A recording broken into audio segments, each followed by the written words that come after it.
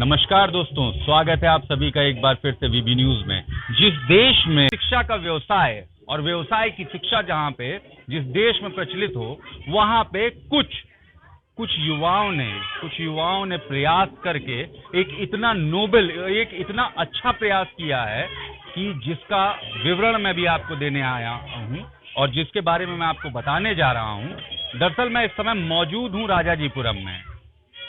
इनायत foundation छोटे छोटे slum के बच्चों को शिक्षित करने का बीड़ा उठाया हुआ है इस फाउंडेशन ने। इन्होंने यहाँ के बच्चों को शिक्षा, करिकुलर एक्टिविटीज, जो अभी हम आपको वीडियोस में, विजुअल्स में दिखाएंगे कि किस तरीके से ये इनको ट्रेन कर रहे हैं, और वो भी निःशुल्क रूप से।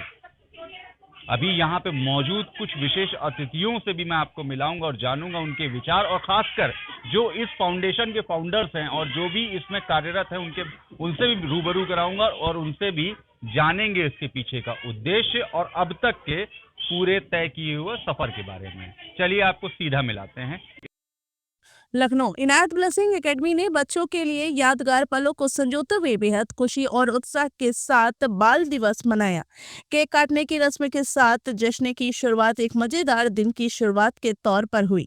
इस कार्यक्रम का आयोजन एकेडमी की संस्थापक मानसी वाजपेयी ने रागिनी पांडे, विनय कुमार, प्रशांत सिन्हा और प्राची मिश्रा सहित समर्पित टीम के सदस्यों के साथ किया। उनके प्रयासों ने सुनिश्चित किया कि दिन का हर पल बच्चों के लिए खास रहे। वर्तमान भारत की एंकर भारती जायसवाल, माधवी सिंह, पुष्पलता सिंह रिंकी ने बच्चों के लिए पेंसिल, रबड़, कटर, स्नैक्स बांटकर बच्चों के उज्जवल भविष्य की कामना करते हुए बांटे। इस अवसर पर वर्तमान भारत मीडिया हाउस के एडिटर शौर्य पंडित ने बच्चों के साथ समय व्यतीत कर उनका उत्साह बढ़ाया। वह निहारिका साहित्य मंच की संस्थापक व सुप्रसिद्ध समाजसेवी रीमा सिन्हा ने डोमिनोज से पिज्जा मंगवाकर पूरे एकेडमी के बच्चों को बांटा, जिससे वहां उपस्थित सभी बच्चों की खुशी देखते बन रही थी। बताते चले कि बच्चों के साथ बाल दिवस मनाने के लिए रीमा सिन्हा केक भी लेकर आई और बच्चों के साथ मिलकर काटा। बच्चों के साथ बाल दिवस की खुशियां मनाई। जय श्री श्याम वेलफेयर फाउंडेशन नितिन तिवारी के आने से दिन और भी खुशनुमा हो गया, जिन्होंने इस उत्सव में अपना सहयोग दिया। ये दिन हंसी, नृत्य, खुशी के पलों से भरा रहा, क्योंकि बच्चों ने हर गतिविधि का दिल से आनंद लिया। इस कार्यक्रम ने वास्तव में बाल दिवस की भावना को मूर्त रूप दिया, जिससे इसे शामिल सभी लोगों के लिए एक यादगार अवसर बना दिया। ज्ञात हो कि इनायत एकेडमी का पढ़ाए जा रहे नन्हे मुन्ने बच्चों ने न हिंदी भाषा में बल्कि अंतर्राष्ट्रीय भाषा अंग्रेजी में भी अच्छी जानकारी हासिल कर रखी है।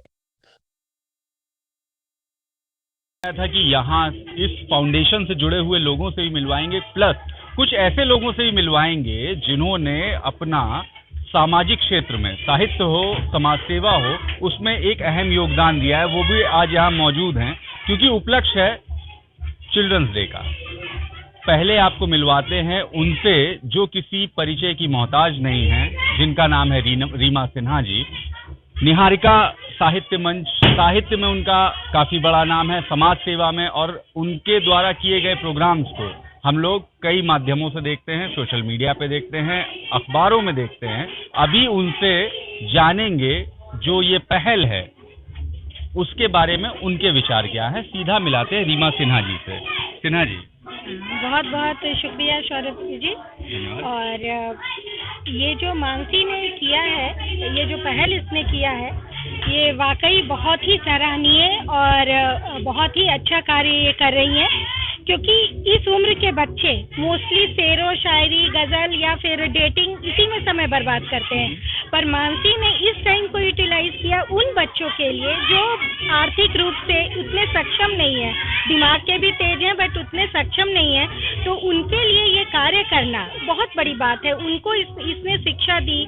आज वो बच्चे थोड़ी इंग्लिश भी बोलते हैं, मे आई कम इन मैम, जैसा कि हमने सुना, तो बहुत अच्छा लग रहा है। रागिनी मैम का भी उसमें सहयोग रहता है, मानसी भी बहुत ही नेक कार्य कर रही है, और हमें तो लगता है कि हम लोग सबको इसका सपोर्ट जरूर करना चाहिए। अपने स्तर से मानसी का सपोर्ट करना चाहिए। क्योंकि संस्था सबकी है, पर ये नहीं सोचना चाहिए कि मैं इस संस्था से जुड़े तो मैं बस सिर्फ इसी संस्था को आगे बढ़ाऊं, इसी को ये कर, क्योंकि मानसी का जो कार्य है ना, वो ये खुद के लिए नहीं कुछ कर रही है, ये उन बच्चों के लिए कर रही है जो बच्चे समाज का भविष्य है, समाज का आईना है, और इनको आगे बढ़ाना ये बहुत ही नेक कार्य है। निःशुल्क इस ढंग से करके तो हम लोग को जरूर चाहिए कि इस चीज को बढ़ावा देना, और इसकी पहल की तो मैं बहुत तारीफ करती हूँ।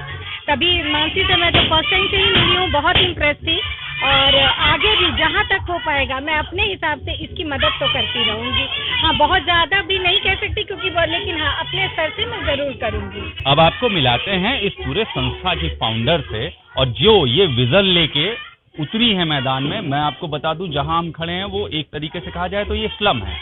यहाँ पे शिक्षा और मूलभूत सुविधाओं का पहुंचना लगभग हमारे देश में जिस तरह का माहौल है, जिस तरह की चीजें चल रही हैं, वो आप उस सबसे जानकार हैं, सब कुछ जानते हैं। वहां पे शिक्षा की जोत जलाना और जहां पे खड़े होकर लोगों को शिक्षा दे रहे हैं, जैसा रीमा जी ने भी बताया कि बच्चों को इस हद तक ट्रेन किया गया है कि वो अभी छोटे छोटे नन्हे मुन्ने बच्चे इंग्लिश तक में बातचीत करना उन्होंने शुरू कर दिया है।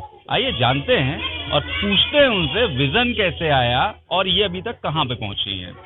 मानसी, क्या था इस विजन के पीछे रीजन?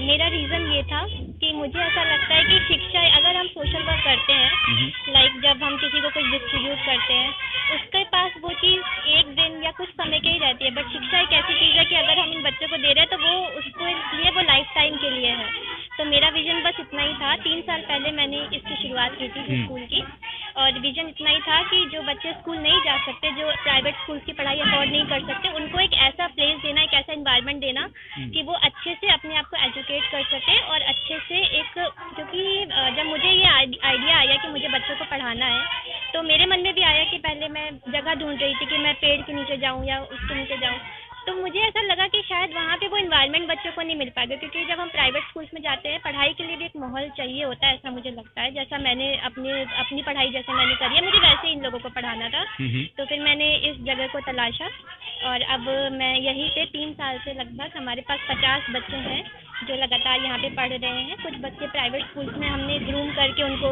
एडमिशन भी करवा दिया है। तो यही हमारा विजन है कि हम इनको एजुकेट करते रहें, और मुझे कभी भी इस काम को करने में कोई ऐसी दिक्कत नहीं आई। सबका बहुत साथ रहा है, हमेशा किसी न किसी ने मुझे बहुत सपोर्ट किया है, और थैंक यू सर कि आज आप यहाँ पे आए। अब उनसे मिलाते हैं जिन्होंने इन बच्चों को ग्रूम किया है, पढ़ाया है। पता करते हैं कहीं उस तरह से तो नहीं पढ़ाया जिस तरह से हम लोग पढ़े हैं, मतलब कुटाई पिटाई, आप समझ सकते हैं।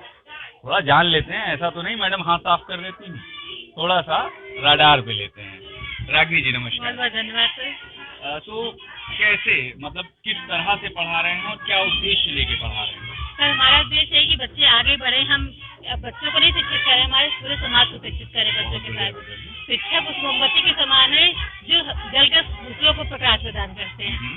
ठीक है, इनको हम शिक्षित करेंगे तो पूरे समाज को शिक्षित करेंगे। अच्छा, यहाँ पे शिक्षा का स्तर मुझे नहीं लगता कि बहुत ज्यादा ऊंचा रहा होगा, ना इनके माता पिता में या इनके परिजनों में। तो कैसे इनको मोटिवेट किया आप लोगों ने? सर, मोटिवेट हम लोग जाके इनको पढ़ाई, शिक्षा के बारे में बताना है कि बच्चे भविष्य में क्या कर सकते हैं, कि आप जो कर रहे हो आपके बच्चे ना करें वो चीजें। आप जो कर रहे हैं बच्चे आगे बढ़े, वो बच्चे दूसरों को बताएं कि पढ़ के क्या क्या आगे कर सकते हैं। जो हमारे माँ बाप कर रहे हैं, बच्चों कहते हैं वो बच्चे तुम लोग उनसे अच्छा करके दिखाओ।